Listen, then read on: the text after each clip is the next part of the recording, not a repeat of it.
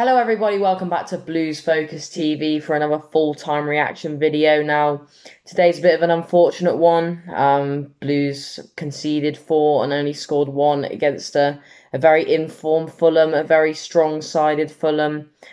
Disappointing result, to say the least, but whilst it was a poor result for Blues, my emotions are kind of mixed on it because I actually thought we played pretty well. Obviously on paper it looks like a bit of a battering, but if you certainly watched the game, you'd say otherwise. I think we created a good number of chances against such a good side, and if we looked to last season under Karanka, in a game like this, Karanka certainly wouldn't have set up with so much attacking intent, and he would have played such a defensive game. So it is nice to see that contrast between Karanka and Bowyer. With Bowyer wanting to play such attacking football. I mean, we had 18 shots and 7 on target, and I believe it was 10 corners as well. So it does show how much we created tonight, how much we wanted to bring the game to Fulham rather than them bring the game to us. But overall, I thought, I'm not going to say we were the better side, but I certainly don't think we were the worst side. I think we were about even tonight, and I think the difference in the two teams is what we do in the final third, to be honest. We had a good number of chances tonight, as I mentioned, and we were just unable to score. I mean, Gardner hit the post in the last minute. Gazaniga pulled off some brilliant saves. He was solid for Fulham tonight. But Fulham were just able to take every chance they had.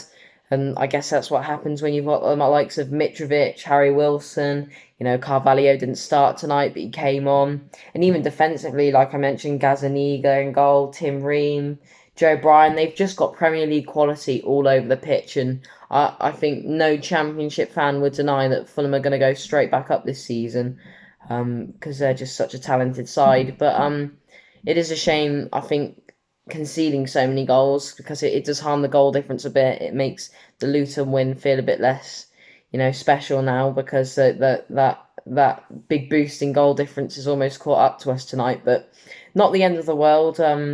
Whilst it wasn't Blues' best game in the world, we've still got plenty of time in the season to put things right. But the game started pretty well early on. Obviously, Fulham were the first side to have a proper breakthrough, really, with that one-on-one where Sarkic was able to make the save. And using this opportunity to mention Sarkic, I just want to say how brilliant I think he's been so far this season.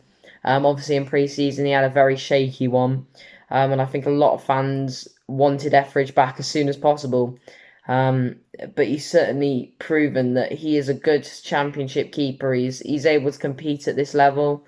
And I think it's almost made Blues fans forget a little bit about Etheridge. I'm sure if he was performing like he was throughout pre-season, we'd be asking about Etheridge, where he's at, how he's getting on. But I think because Sarkic has been so brilliant, we could see him potentially displace Etheridge even when he's back to full fitness. So, but he has been brilliant. He obviously made that one-on-one save, and he made another good save early on in the second half.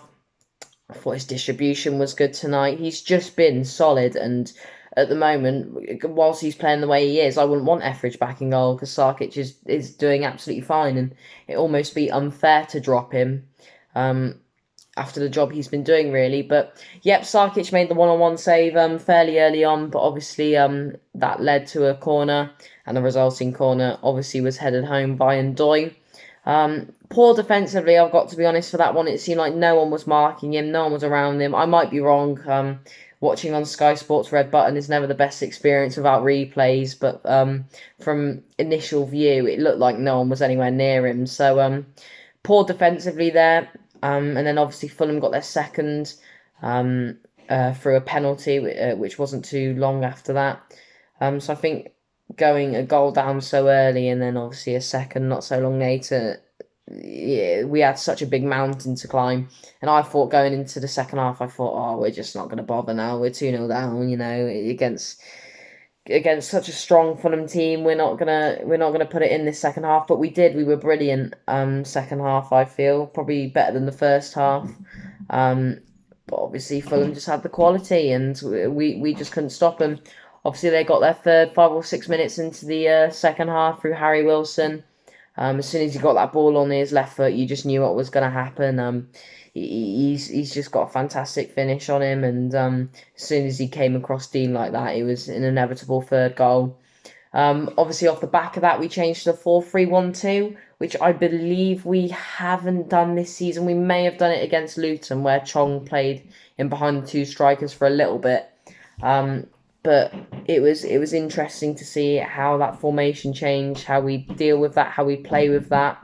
I believe it was, who was it? It was Bella who came off for Anike and Hogan for Deeney. So they were the changes to allow us to sort of play the 4-3-1-2 formation. I think it worked quite well, to be honest. But obviously Fulham's fourth goal was off the back of a Mark Roberts error, to be honest. It's just when you're probably three goals down like that, you're just, lapses in concentration, demotivated.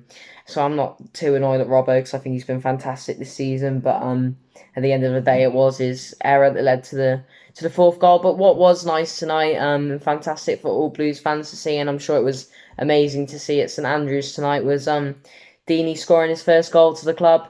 Yes, it's probably not the way he would have wanted to get his first goal through a penalty and being 4 goals down, but it's just nice to see him get off the mark, and hopefully that can, not that Deeney needs the confidence, because you just have to listen to him in interviews to see such a confident player, but hopefully that just takes a little bit of the pressure off him.